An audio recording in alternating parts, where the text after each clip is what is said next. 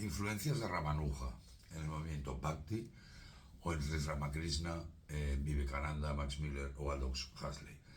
Ramanuja, el gran filósofo Visvadhyaya del Vedanta, ha sido elogiado por numerosos pensadores, líderes y eruditos a lo largo de la historia, por su contribución a la devoción, el Bhakti, su énfasis en la igualdad social y su reconciliación entre conocimiento, jnana y amor divino, Bhakti. El gran expresidente de India y filósofo Radhakrishnan decía: el no dualismo calificado de Ramanuja ofrece una síntesis profunda entre devoción y filosofía, haciendo al divino accesible al corazón humano.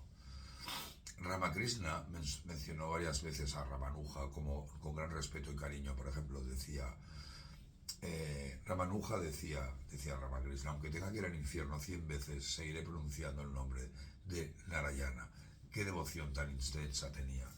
Recordaros, si no lo conocéis, este es Sri Ramakrishna Paramahansa, del que os he hablado en varios vídeos. Ramakrishna repetía esta anécdota con emoción para mostrar el amor absoluto y sin condiciones de Ramanuja hacia Dios, incluso por encima de la liberación personal, el moksha. Otra frase muy conocida de Ramakrishna, al referirse a Ramanuja y a la tradición Vaishnava, decía: el camino de Ramanuja y el de Chaitanya son los dos más sencillos: devoción, devoción y solo devoción. Tanto el mensajero como el mensaje, ambos son Narayana.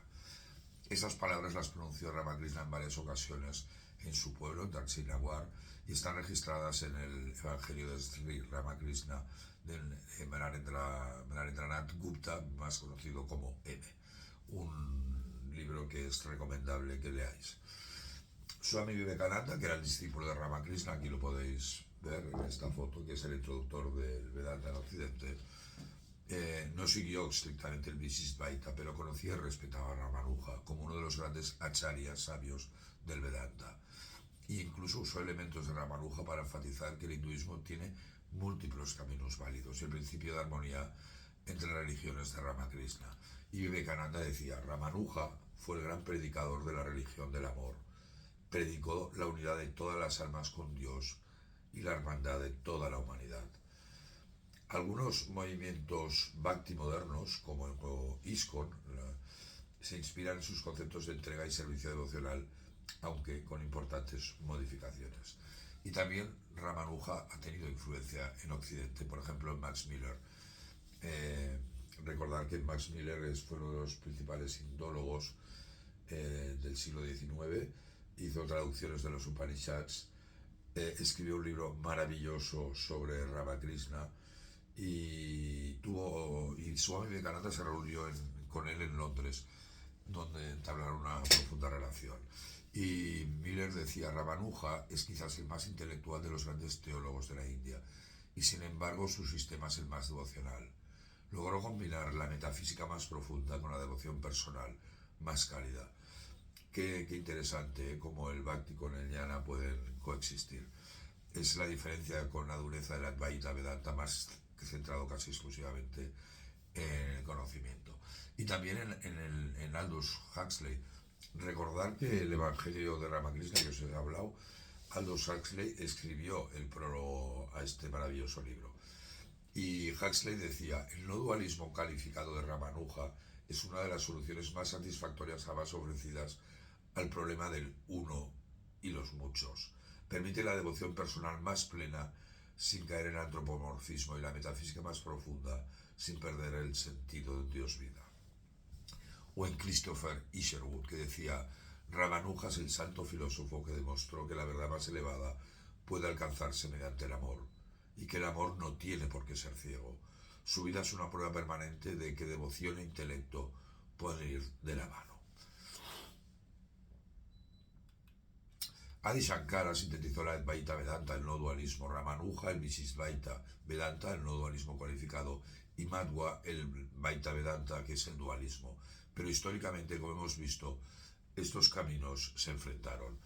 Todos ellos se olvidaron que tienen su origen en el Bhagavad Gita, este maravilloso libro que lo podéis ver aquí detrás. Es la portada del libro que he escrito. Aquí lo podéis ver. Este en concreto tiene la traducción del del Gita de acuerdo a Gandhi. Por cierto, soy Pedro Ronell, he traducido la versión del Gita de acuerdo a Gandhi, aquí la podéis ver, una segunda versión del Gita y además toda la obra de Swami Vivekananda.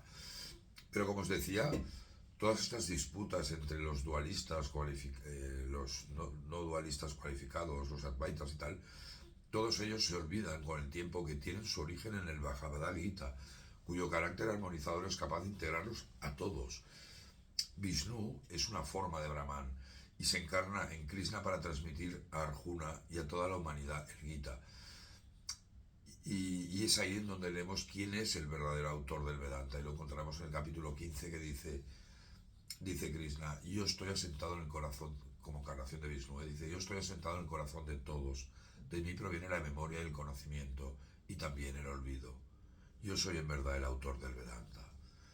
En el siglo XIX, Ramakrishna Paramahansa, antes de realizar al mismo Dios siguiendo el Islam y el cristianismo, realizó que Shaktas, Vaisnavas y Vedantistas eran caminos diferentes para llegar al mismo y único Dios. Y hay una frase preciosa que os la leo de Ramakrishna que decía: yo tuve que practicar cada religión durante un tiempo, hinduismo, islamismo y cristianismo. Además, seguí el camino de los Shaktas, Vaisnavas y Vedantistas y realicé que hay un solo Dios hacia quien todos están viajando, pero los caminos son diferentes. Advaita, Visistvaita, Vaita, diferentes nombres y formas de una misma y única verdad. Muchísimas gracias. Si te ha gustado este vídeo, compártelo, coméntalo, dale un like o suscríbete a mi canal y así llegará a la mayor gente posible. Muchísimas gracias. Namaste.